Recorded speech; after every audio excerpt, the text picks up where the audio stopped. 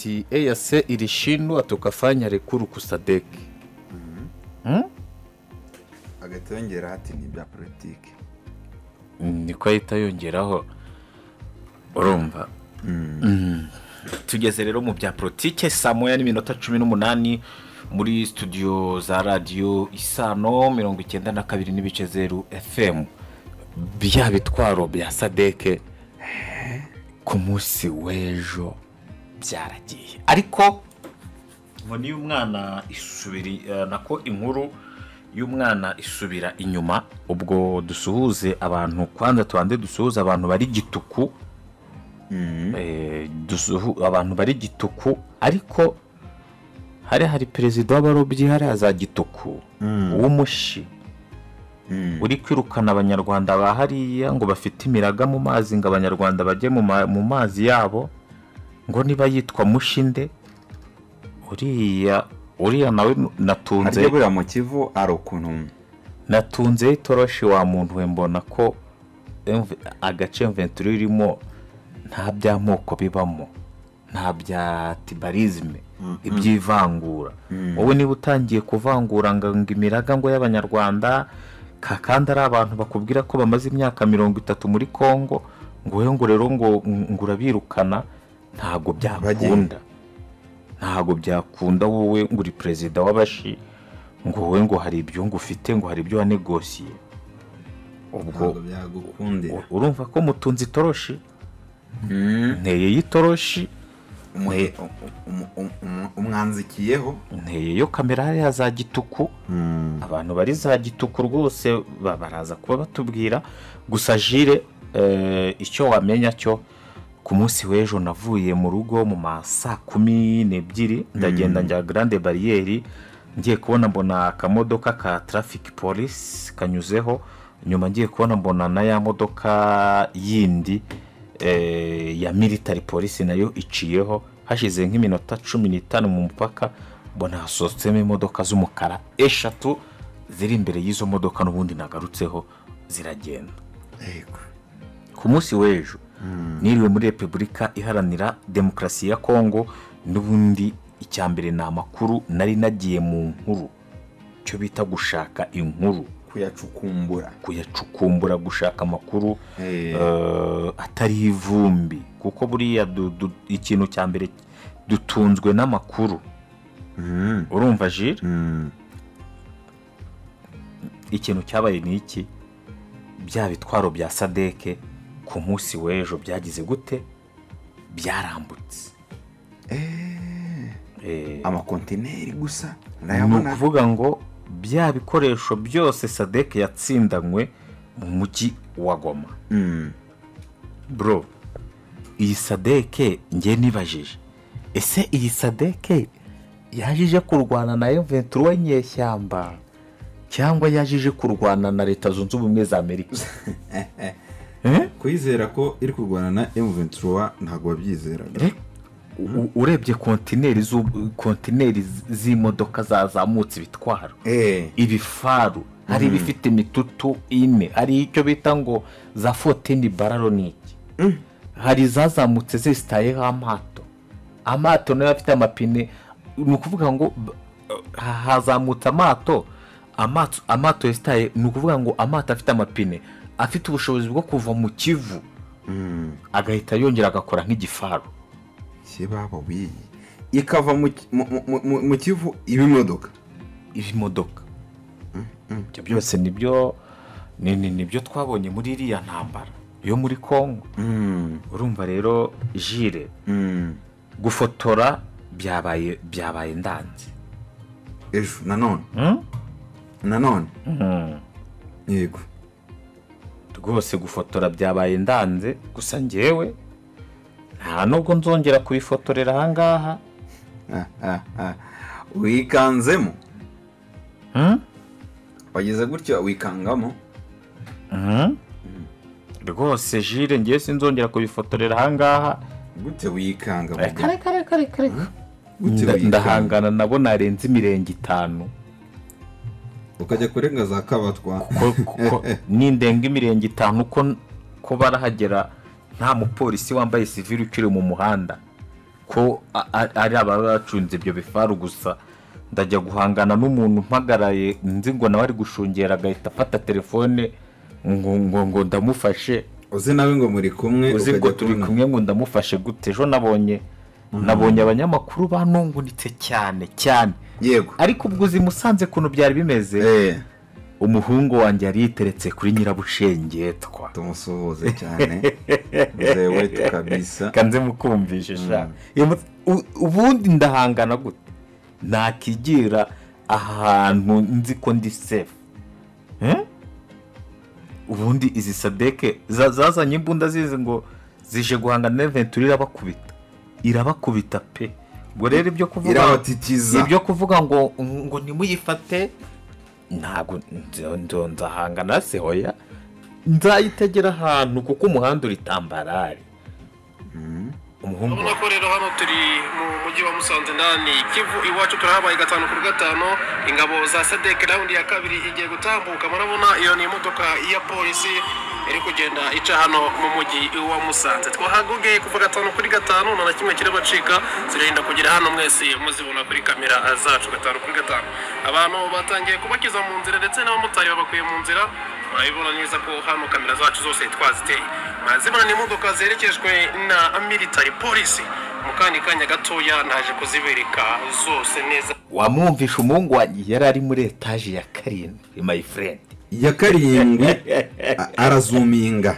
ovarika neza 5-kuri-5 nta na kimwe kirabacika mwebwe icyo musabwa no kumeza kudukurikira kumbuga zacu zitandukanye urumva abafite ritme nk'aho amagara agiye kunyuraho Tour du Rwanda urumva hari aho yageze ati reba ibikoresho ntabwo ari ibaherekeje ni raundi ya kabiri y'ibikoresho bya gisirikari cyangwa se intwaro zijyanwe aho bazambukira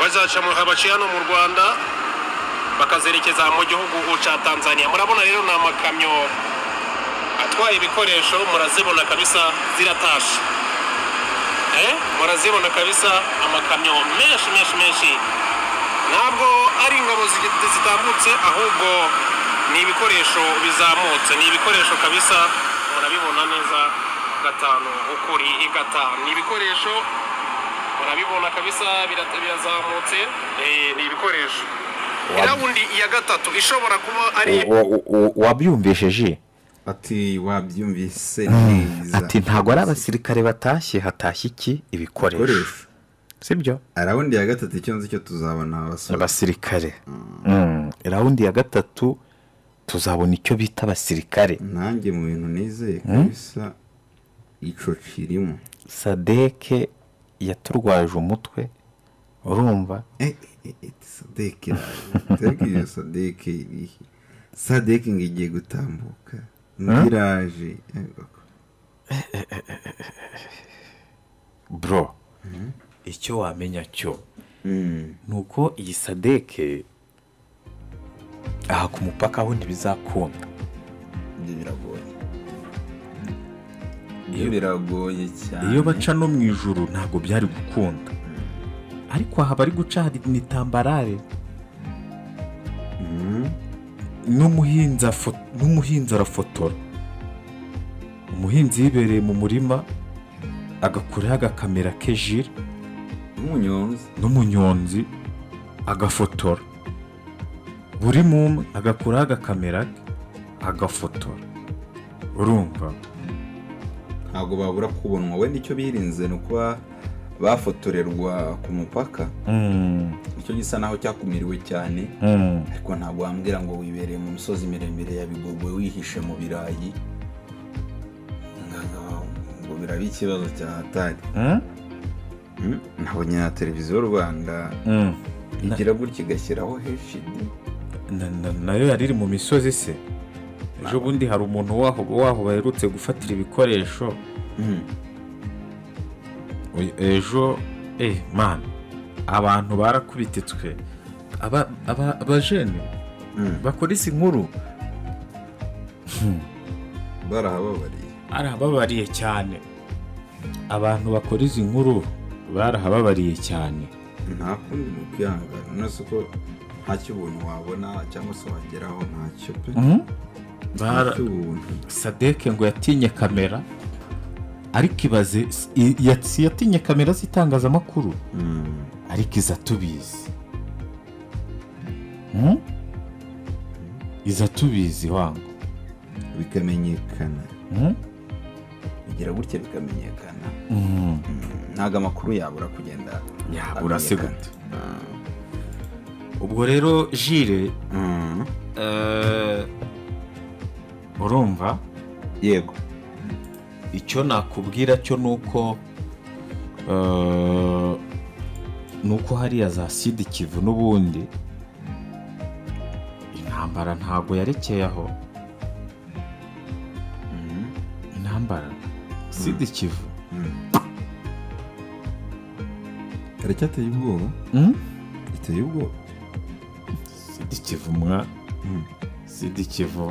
Sud Kivu bakora icyo bita ngo ni kugombana tu kugombana intambara ya Sud Kivu yarekeraho kweri ni Yezu wenyine uzatumirekera ni Kristo wenyine uzatumirekera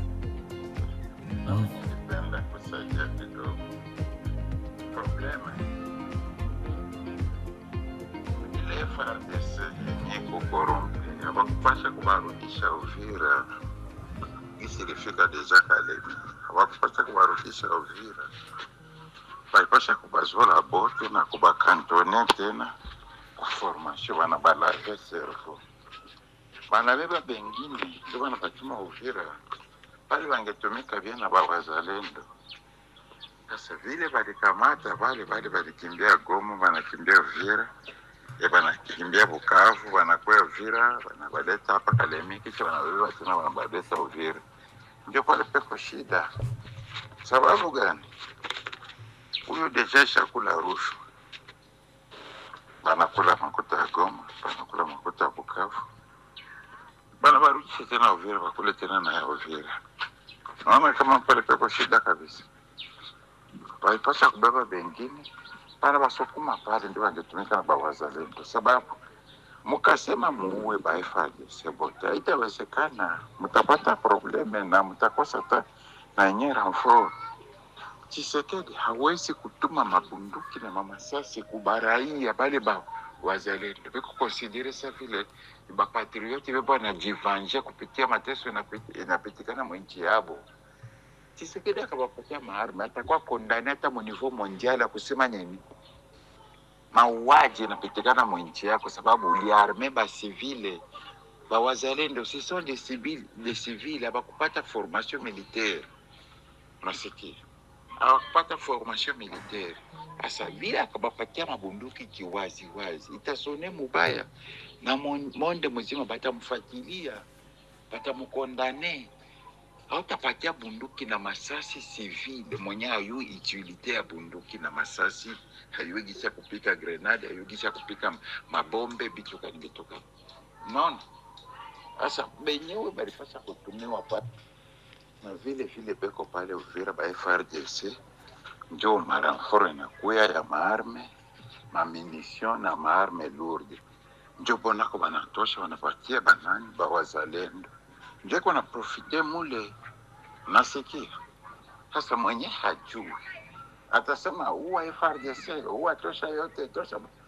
Bale ba civili tu bakajikuta na mabunduki. Utasikia banageuza version kusema Tshisekedi kona arme ba civili ba uwane ba civili. Abitageuka tena kwa tena sema beko napikana na ba M23 ba rebele ba tusi wenye kutuvamia.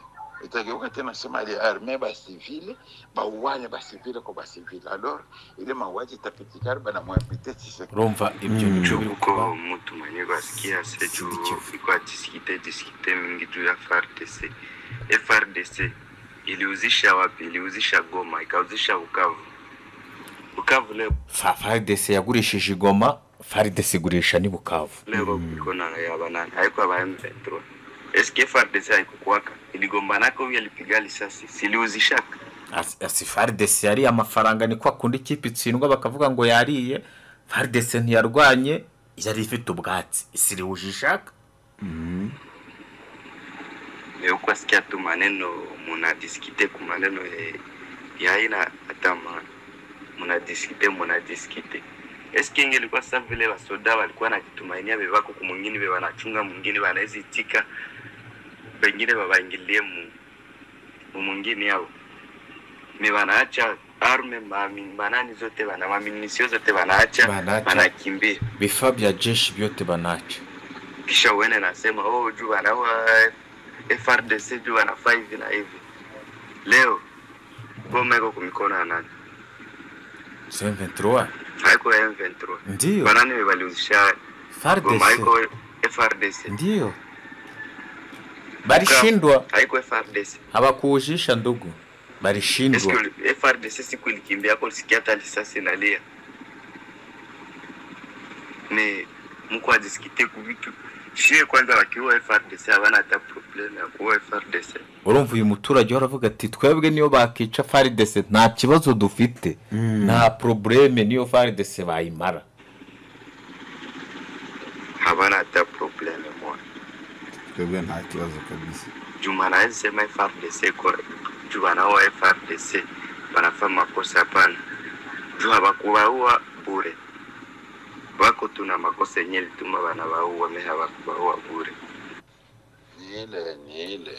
Ngibyo rero ibyo abantu baba bagenda baganiraho kuri za rezo sosiyo muri weekend rero guverineri wa Nord Kivu bamwita Bahati Musanga Erasto yatangije ku mugaragaro igikorwa urumva cyo kubaka umuhanda.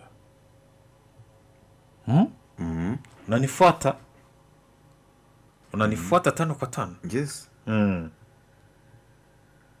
Yatangije ku mugaragaro igikorwa cyo kubaka umuhanda rwose Bahati, umuhanda ufite ibirometero 56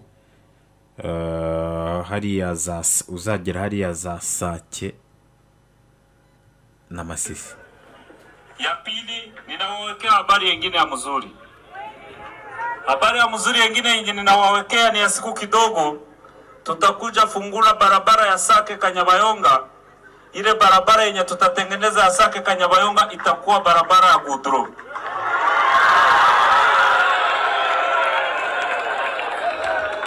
Na nyuma ya pale, hii barabara yenye tunaanza leo, nayo tutatengeneza barabara kabla tukisha maliza hii travaux zenye tunataka anza.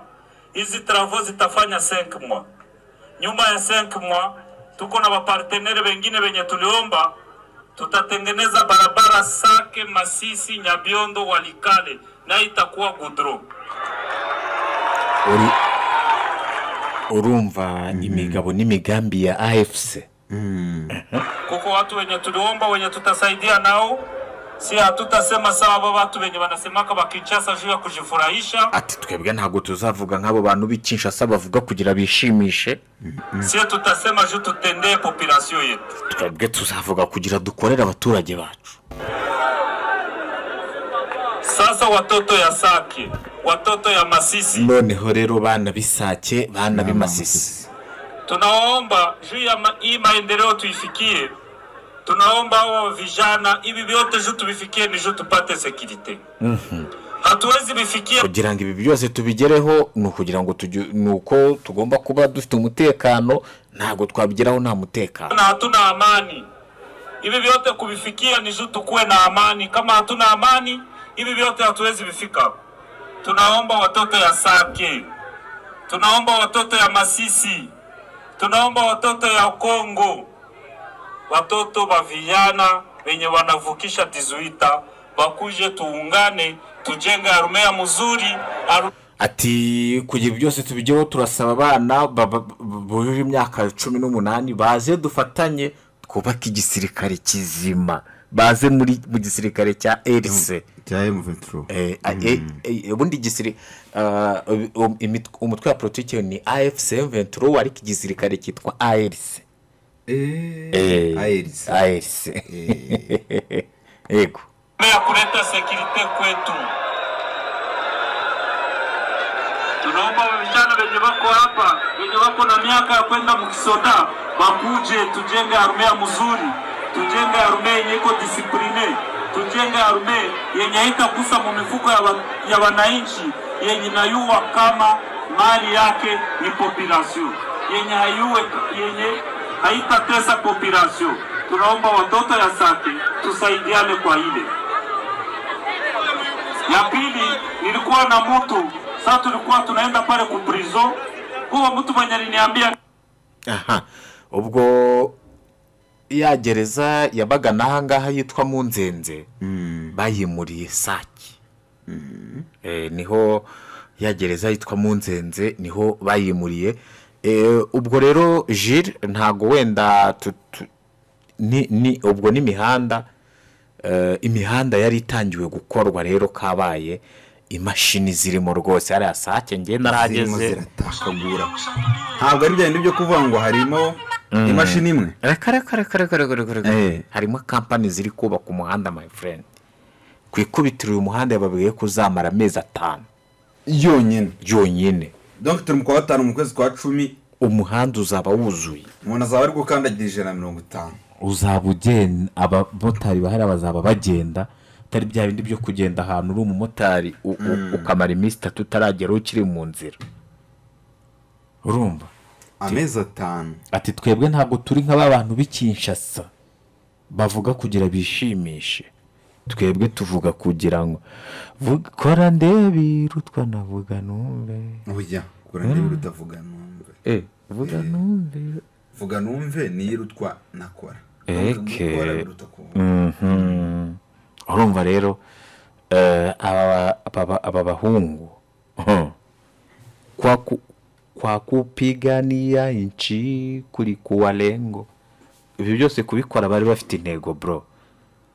Na mimi nimegundua ile kwike abasore muze kabisa. Atabasore muze mugire gute mutwiyungeho, muze dufatanye kugira gute, muze dufatanye kubaka igisirikare kimeze gute, igisirikare kizima, igisirikare gifite aho kiva naho kijya.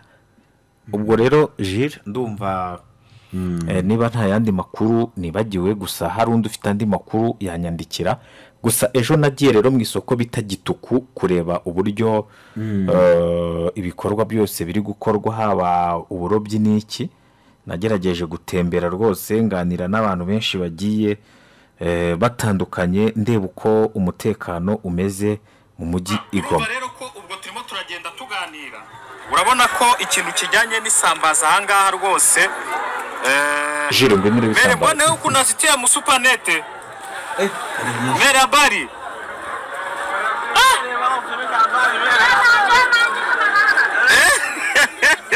Hizo ni sambaza za Nataka kukuongelesha wewe unanika sambaza. Uko sawa ulishapata za kidogo. Gituku muri Goma. Anashiria mkiamka zile zote. Asema za mingi.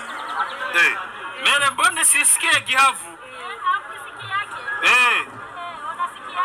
Swahili. Mbona na mimi sikiju wake? Mbone tuko tunaelewana. Swahili lugha basi. Yego. Igihavu se urakizi nawe ra? Dore izi ni ndugu. Izi nazo ziraryoha. Ziraryoha ariko abantu bazirya ni nabazimenyereye kuko zo zibamo amagufa nangwa amahwa. Impamvu abenshi bazitinya indugu. None se ari sambaza n'indugu hahenda iki? Ahindi sambaza ziribwa n'abantu bose, ariko indugu nabamenyeye iby'amazi. Nabamenyereye iby'amazi. Ubwo nukuvuga ngo abana abarobyi se ababara abana abarobyi, abandi n'abakura imiraga abashyira ku murongo ibi bikoresho bifasha abarobyi. Ubu nukuvuga ngo ahangaha ese kugira ngo umuntu ashyiremo umuraga bisaba iki? Ahangaha kugira umuntu ashyiremo umuraga byari bigoye mbere. Ubu MVT hagereye ibintu byaroroshye. Aho waba uturutse hose, uwo waba uri we wese ufite ishoramari wemerewe kuza gushora imari wubahiriza ibisabwa iyo ubyubahirije uraza ukagura amazi nk'abandi M23 yaziye abantu bose M23 yaziye abantu bose ntabwo ivangura aho wava ukagera hose wemerewe kuza ugashora imari ugakora ukunguka icyo kintu mbona M23 idushaka ngo muyita ngo kina nguvu bisobanuye iki nawe ni mu Giswahili nyembaraga gukorana kina nguvu cyangwa ni ndirimbo yabo bavuga ngo chama chetu kina nguvu sana ibyo nibyo ariko nawe nyine ni kina nguvu iyo babonye ubona bafite imbaraga to akanya se kabanyamakuru mubaze ibyo muzi ibyo nibyo wakabaye mbaza nawe ntubabona ariko uyu mugabo wowe kusha ikinyarwanda urakizi aha yego kamushyira ako kantu tuganire nawe witwa nde Bahati Charles Bahati tugusanze ahangaha mu isoko rya Gituku by'umwihariko mu gice gikorerwamo uburobyi bw'isambaza bimeze bite umutekano umeze gute hari iko namna gani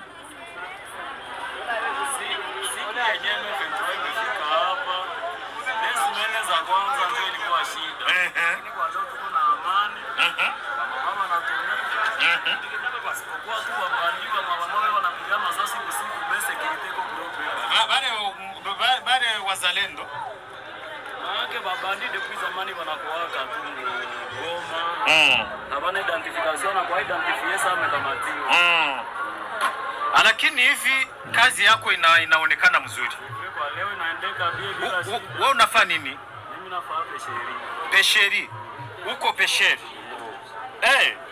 unajua disi ya muvivu na samaki na samaki nifata kwa masomo tungali balo ulifata namna gani muvivu alienda kuvua akamupata samaki moja ndogo samaki unajua wenye alimwambia wakati alikuwa anakamatiwa mwambia mrudishe majini atamkamata kisha komea alimwambia se tafadhali bwana uwe na huruma nirudishe nipate kwani apre mkubwa utanikamataka tena muvivu aliambia samaki namna gani ati kumbi samaki ndogo una maeli uwe mkubwa nitakubeba uwe mdogo kumbe na nyie ile principe ndio mnakuwa nao bavivu waleka matiwa maana ula atakutia nyumbani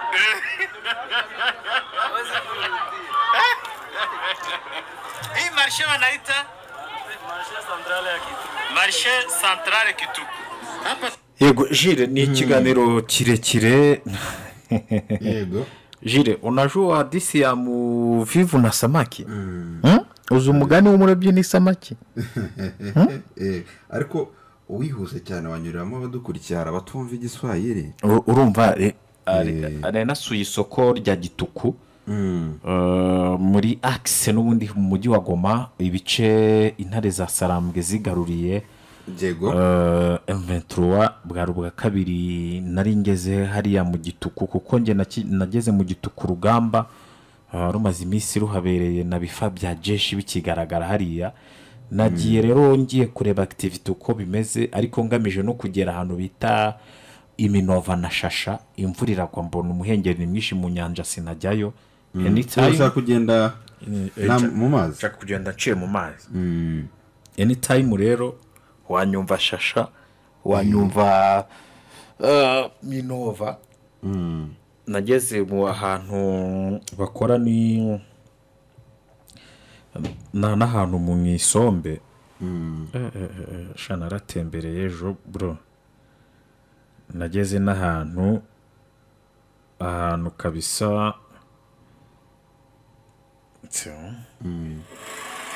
si tunazoea Sombe ukichuma ushamba tayari unaitia mkino unaitwa sasa mwa hii soko ya Kituku tunakutana munaitia hapa Kumbabura apre Kumbabura ndio munaitwanga inamaanisha nini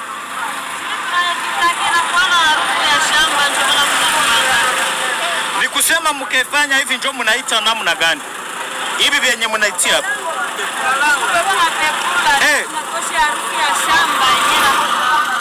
Njo banabita kupepla. Jire ni ibintu byinshi twaganiriye, twageze no muri gare yo mu Birere naho twakorera ibiganiro bigiye bitandukanye.